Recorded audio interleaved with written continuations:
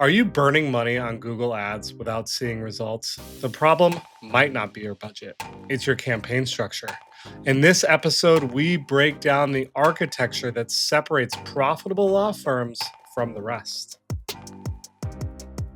I am Tyler Dolph, CEO of Rocket Clicks, a performance driven marketing agency that works exclusively with family law firms around the country. With me today, I have Tony Carls and James Patterson. Tony is the president of our agency and also the co founder of our law firm, Sterling Lawyers, which has grown to over 32 attorneys. Pretty incredible. James Patterson runs our law firm division here at Rocket Clicks and is our paid media expert. He's been here for a number of years and has some incredible expertise and insights into all things paid advertising. In this episode, we are going to unpack 5 critical campaign structure strategies that most family law firms overlook.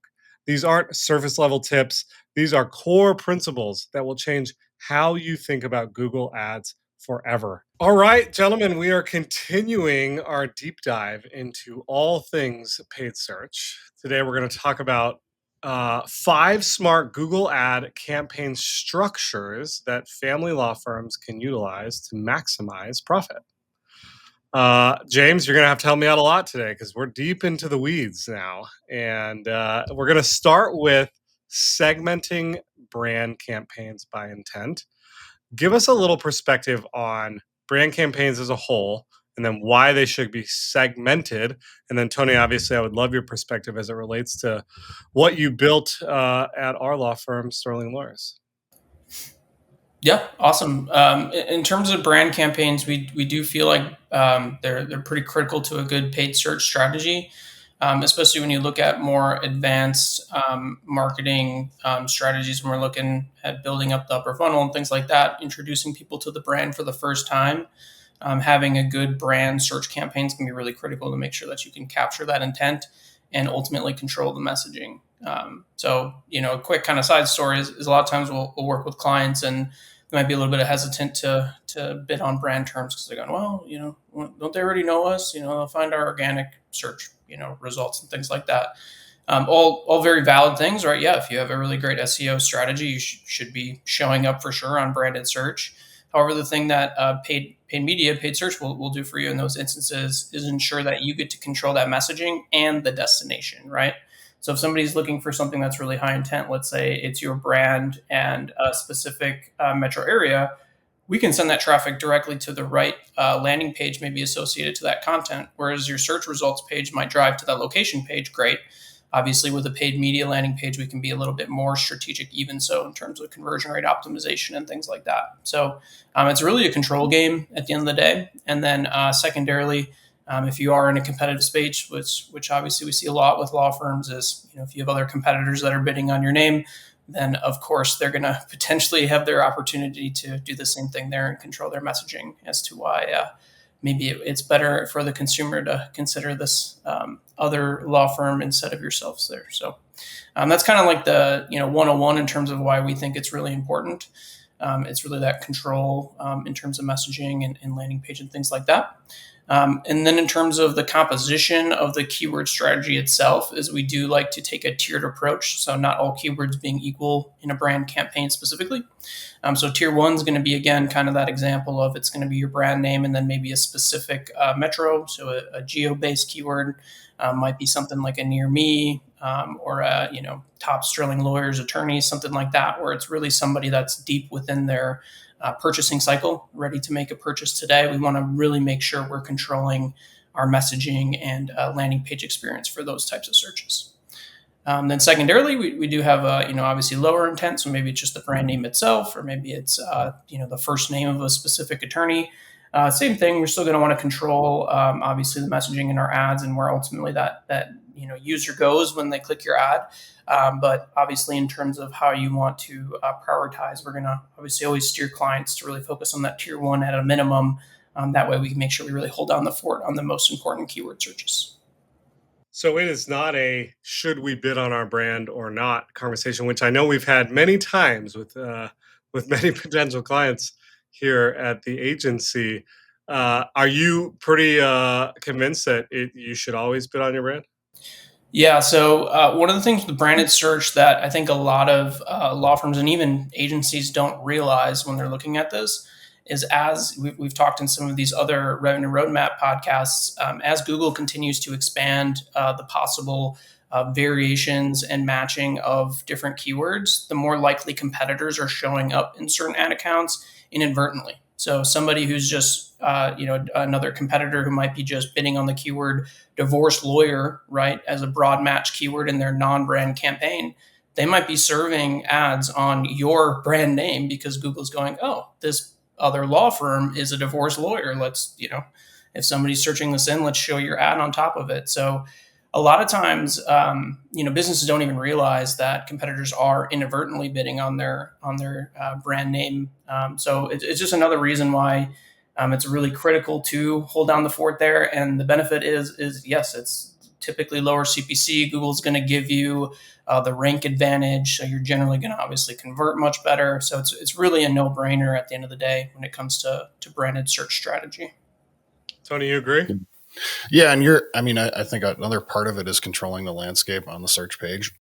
So if you're bidding on your brand, like some of what James you were just saying, some of the outcome of that is you can have a normal display ad where you maybe have a picture, maybe it'll just be words, it'll be small, just like everybody else's. Typically with brands, because you have a really high quality score, you're going to see a massive ad there for yourself with large site links, and you're going to take over more of the page, which is going to give you an advantage. So like you want to be there and you want to own the real estate. Also, like we know with Yelp is terrible for reviews. If you're not doing a good job with your brand, both in paid and organic, all you're doing is allowing other directories that may or may not be actually super relevant to the industry to show up high in the search results and potentially worsen your potential client throughput.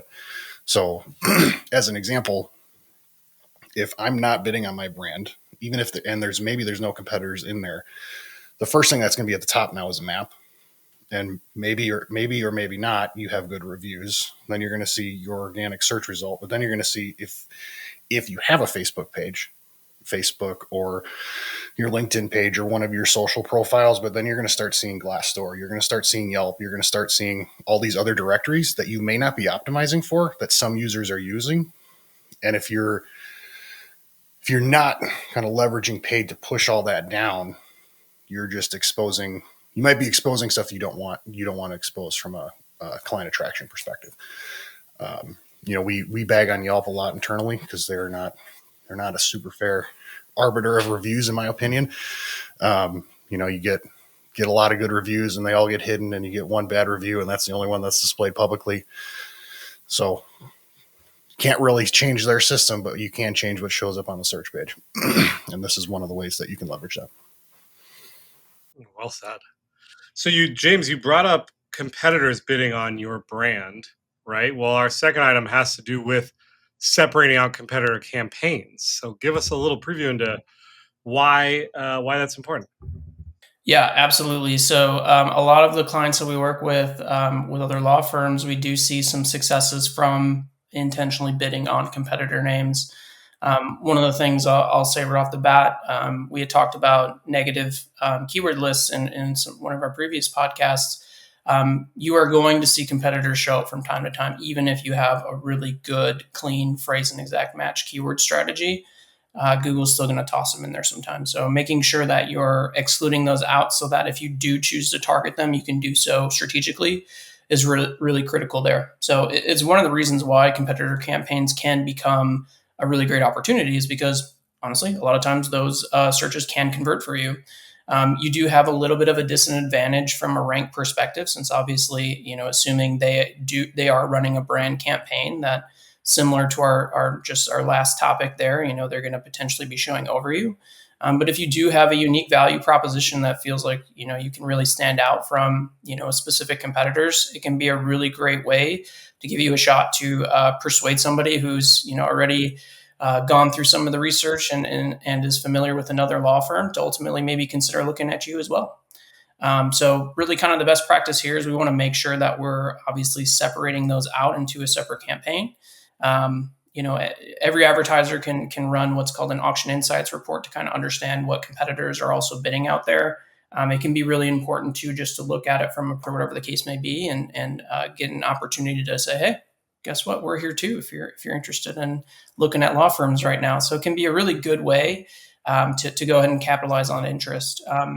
One of the things I'll say is, like, from a landing page, some of the law firms that have the most success here is if you have a really strong brand and USP strategy, you can really knock things out right here, right? Address objections that consumers are likely to, experience by working with some of your competitors, right? On the exact landing page, exact ad messaging that you're putting in front of them. So it can be a really cool way to kind of know what are the pros and cons of some of my competitors in my market, and how can we get ahead of that. So as consumers are naturally doing the research there and maybe calling in for a few other alternatives in your marketplace, you have the opportunity to kind of get ahead of that and make them feel like, oh, this business really knows what how to run a law firm here. So it's a lot of Can good you opportunity. can you expand a little bit more on the auction insights piece? You mentioned thinking about the competitive landscape, so you shouldn't just bid against maybe your mortal enemies, or competitors in the space that annoy you. Give us some perspective on how you prioritize which competitors to go after. Yeah, so Auction Insights is a really cool report. The downside is that you don't get visibility to exactly what competitors are paying and things like that in terms of their monthly costs. But what's really cool is you can use Auction Insights to look at various different levels of performance data. So you can look at the campaign level, ad group level, or even specific keywords, right? So if you have a really valuable keyword like divorce lawyer near me, right, that you're bidding on, you can look at Auction Insights for that specific keyword and push out other ones that maybe you're less interested in. That report itself will show you basically the list of all the domains or competitor websites that are actively bidding on that same keyword based off of your time frame you're looking at. And you're going to be seeing a lot of impression share type metrics, right? So how often are users showing based off of the number eligible searches that exist for that keyword? What's their top of page rate, right? How often are they overlapping with us? How often are we outranking them when we're showing at the same time as those other competitors? It can be a really great way to both understand, well, shoot, I didn't think that was really a competitor of mine, but they're in here, so we got to treat them as such, right? Another opportunity too to understand, like, hey, what do we need to do to maybe get ahead of some of our competitors? Like, is there little signals or trends you can find? Like, it looks like, hey, they were really high in impression share for the beginning of the month, then they drop towards the end. Is that an opportunity for you to maybe rev things up towards the end of the month and capitalize on maybe budgets running out or whatever the case may be there? So it's definitely a really powerful report with a lot of different possibilities that you can use it for. The other thing with competitor campaigns, so when you think about the law firm industry, especially in family law, a lot of law firms aren't overly operationalized. And like, what do I mean by that? They don't know what percentage of their calls they're actually answering. They're not because they're not measuring it.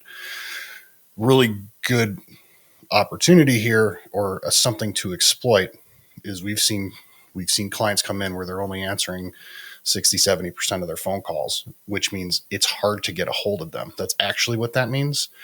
And a competitor campaign in that instance gives you an advantage. If you are operationalizing your law firm, you are measuring answer rate, and you're starting to think strategically about what happens in the marketplace as a purchaser is going through the journey of potentially buying. Because this isn't like a one call close situation, right? Typically they call in, they're going to do some sort of case evaluation to see if it's even something we can help with. They're going to schedule a consultation.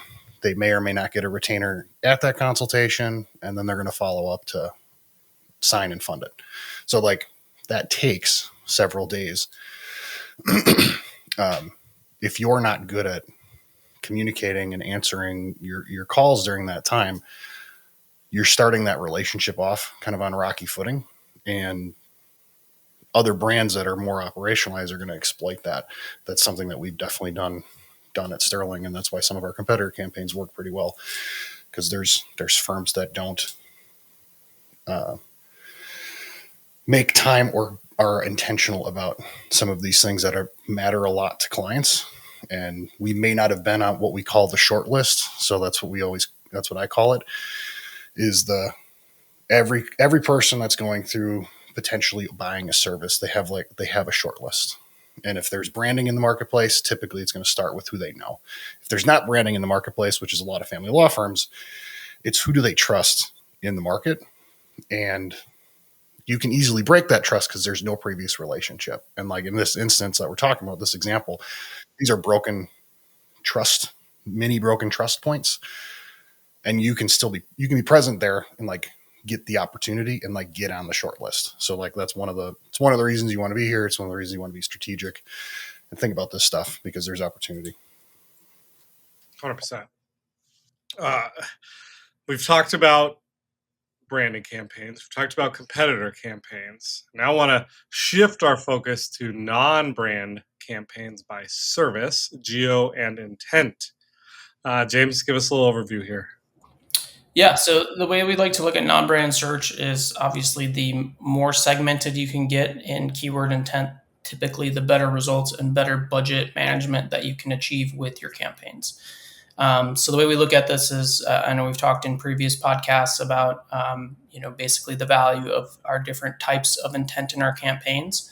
The way we look at that is generally we'll have a service and call it a core campaign. That's going to be searches like, if we call it a divorce campaign, it's going to be just divorce lawyer, things pretty basic in terms of folks looking at kind of that, upper funnel type search there, really basic. From there, we'll have a core geo campaign for divorce. So then it'll be divorce lawyer Milwaukee, for example, different variations based off of what you're targeting that campaign. Then from there, if you're in different cities and things like that. Then we'll have a buy core, which is generally going to be then a divorce lawyer near me or top divorce lawyer. So different iterations there, variations on your keywords, where it's somebody who's really kind of selecting as, hey, I'm ready to buy. I'm going to make a purchase decision here. And then the Holy Grail, the one that we do get the lowest search volume for, but still really can be impactful to target, is then the buy core geo. So then it's putting that all together, right? So top divorce lawyer, Milwaukee, Wisconsin, right? That's a big money keyword right there. People aren't typing that in every single day at the same value as just divorce lawyer or even divorce lawyer, Milwaukee. But if you can target those and put together a good ad creative strategy and landing page strategy as well, you have an opportunity to really, really get in front of probably the most highest intent searchers that you can find for your services. So then you would repeat that for all of the different practice areas that you do. So child custody, child support, if you're doing criminal, personal injury, things like that, right? You're going to have all kinds of different variations of kind of those 4 different intents split out for each one of the different case types that you want to focus on. James, you gotta help us out here. Holy Grail, give us some more perspective. Why is it so important? Yeah, so a lot of advertisers won't even bid on these types of searches. A lot of times, Google Ads will hit you with a status that basically it'll say this keyword's rarely shown, which fair, right? It very well might not be, especially if you're in smaller populated metros and things like that. But what if I could tell you could still target those and you could still show up for when the rare instances that they do? Would you rather be there or not? Because the reality is a lot of advertisers who don't take this kind of segmented approach, well, they might have spent all their budget on divorce lawyer, and these people that aren't really all that ready to buy yet are still kind of going through their research and discovery with your service. And then you're out of budget when that really, Holy Grail type search goes and gets placed. So by splitting it out, you have the opportunity to really control budget that way and making sure that, like, hey, we know we're only going to get a handful of these, a week, maybe a month. But when they do happen, our ad's number one, because most other advertisers are already out of budget by the time the search is coming through. Yeah, I would say like the science behind this is really the longer your query generally, the more intention is behind it. So where that's somewhat untrue is in if there's like a how, what, where, when variant in there. So like how to file for divorce, how much does divorce cost, where do I file for divorce, all of those things. Those would be upper funnel, but they might get really long because it might be like, where do I file for divorce in Milwaukee County? That's a really long query, but it's still high up in the research funnel. Once you remove those, who, what, where, when, how type keywords from it, the longer the query gets, the more purchase is typically attached. So when you do this segmentation by intention, you can allocate budget strategically throughout the funnel so that you're spending most of your money on, or ideally, you're probably not going to spend most of your money on those like by core geo because there's not going to be that much traffic. But when they're there, you're going to spend it there first. Then you're going to go up and then up and then up, kind of what like in the reverse order that James was talking about before. Very interesting. So it's like maximize your budget on terms that you know you're going to convert, even if it's lower volume, because they're so perfect. They're so on target. Yeah. I mean, it makes it a little more difficult to manage the campaign, but from like an advert, like for us as the advertiser, but that doesn't mean you shouldn't do it. It's like, okay, just because it's a little harder for me every day to get up a little bit early and stretch before I go do CrossFit, the long-term effects of that are way better because like I actually did what I should do versus what's easy, which is like, I'd rather just get up or go to CrossFit and then complain about the fact that I can't move because I'm stiff and an old man. So, you know, it's like, what do you want? What do you want to achieve? Do you want to, like in that example, do I want to achieve health or do I just want to like say I go to CrossFit and just be a poser, or in this instance, do I want to be a real advertiser or I just want to be lazy and throw a PMAX campaign on and hope things work? Because we see a lot of that. I think we could do a whole podcast on the negative effects of PMAX in family law firms. Oh, that's great. Okay, so we've talked a lot about structure. As we get more into the details, right, and we're building these campaigns out, why is a clear naming convention so important? Is it because of the complexity of these campaigns, James? Yeah, for sure. I mean, I think the biggest thing here is right is like the way that we're building out an account in a perfect scenario, like we're talking about today here, is yeah, you're going to have a decent amount of campaigns, and then as a result of that, a decent amount of ad groups, keywords, right?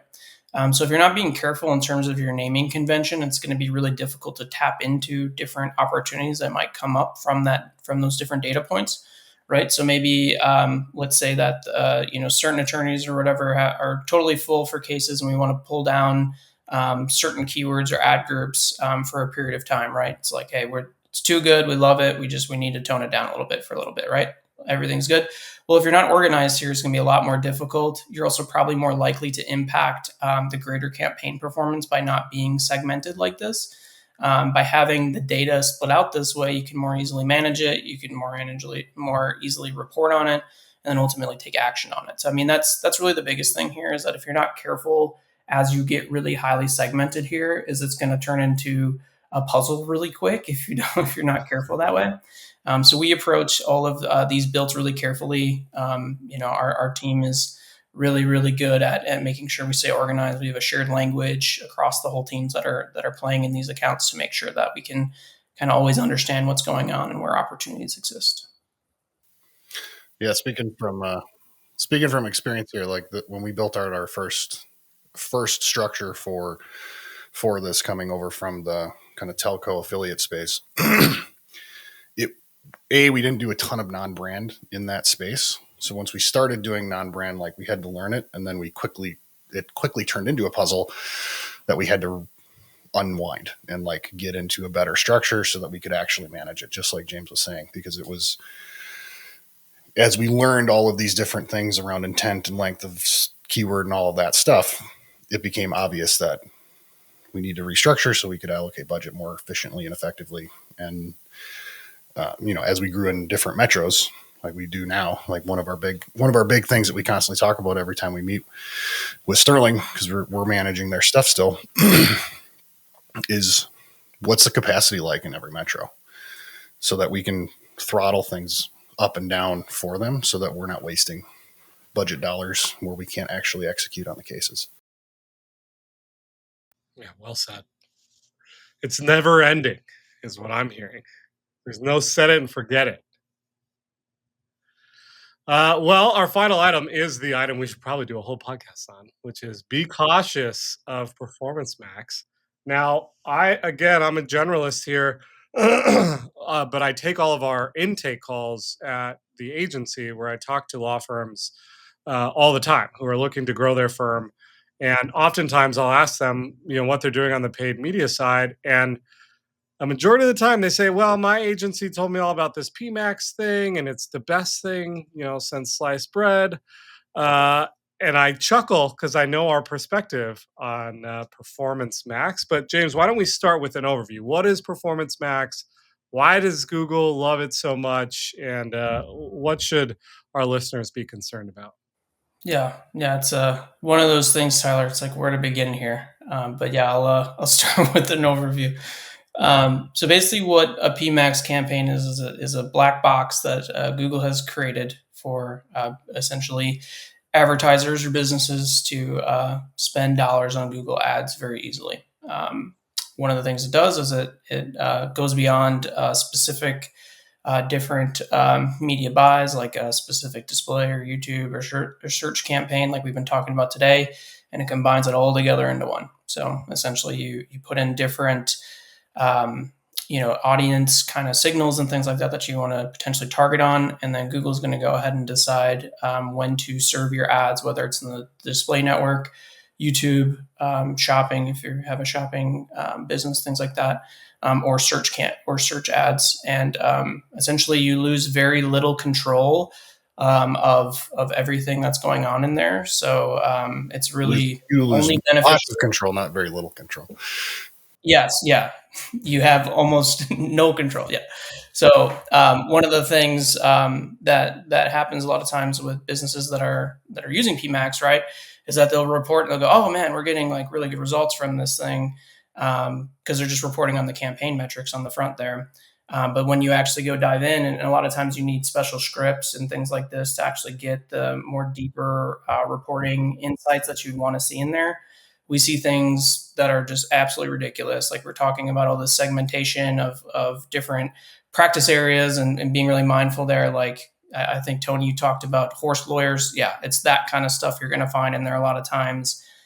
Branded search is huge. A lot of times, all of the conversions we'll see reported in PMAX campaigns are generally branded search, which is great, right? We think branded search is important, but if you're spending a ton of dollars here and hoping you're going to reach people up funnel and obviously bring in net new users, there's a much better way to go after those folks and ultimately make sure you're controlling spend for that. So there's really not a ton of benefits other than the fact is like if you're like a super tiny business and it's like I just want to throw $50 at this month and see what happens, sure.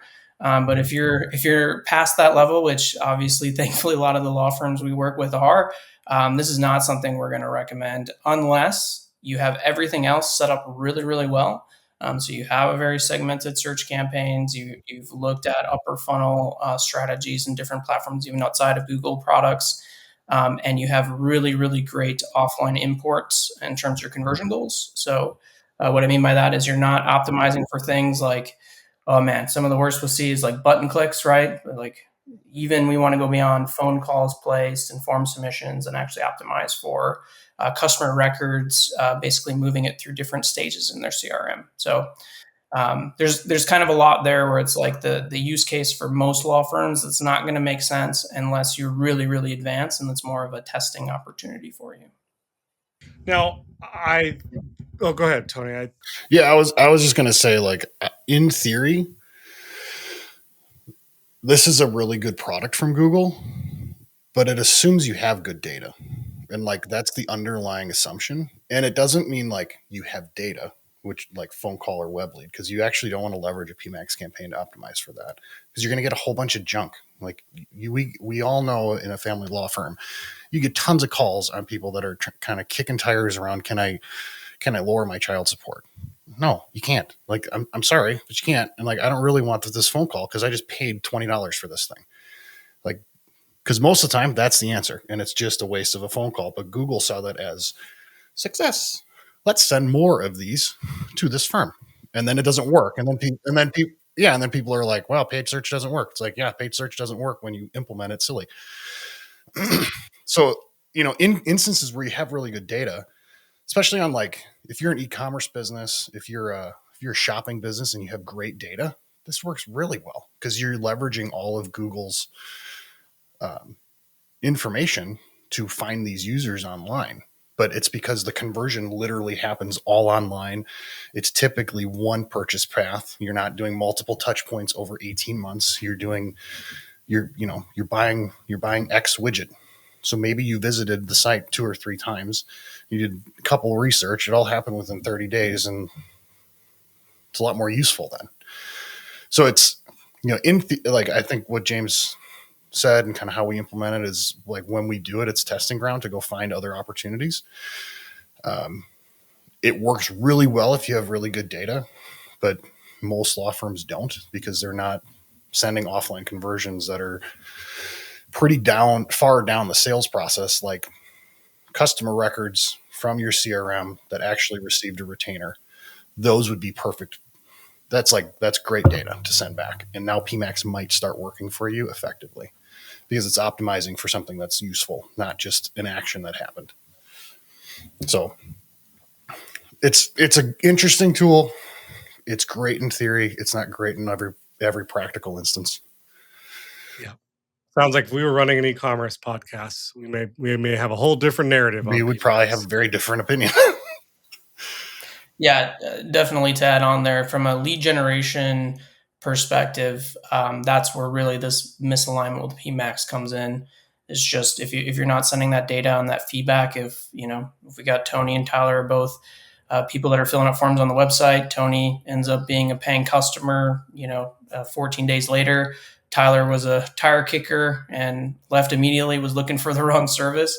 If you're not sending back that feedback to Google, especially if you're using like a PMAX campaign, Google's just going to keep treating them equally, and you might end up with a lot of Tylers in that situation and very few Tonys. So the only way you can really work against that is by having really reliable data coming back to really educate Google on what good looks like from a lead perspective.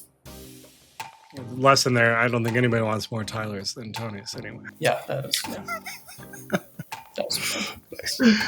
Gents, this has been awesome. I really have enjoyed our continuation of our deep dive into paid ads. I know we have many more episodes to go. This is a very complex subject, but appreciate the overview and looking forward to next time. If you found this episode exciting, insightful, as we took a deep dive into paid ad campaign structure, you will love our next episode where we dive into the campaign types on a much deeper level. We're going to explore search, display, video, remarketing, and more so that you can build a media mix that actually drives new cases. Click here to check out the next episode.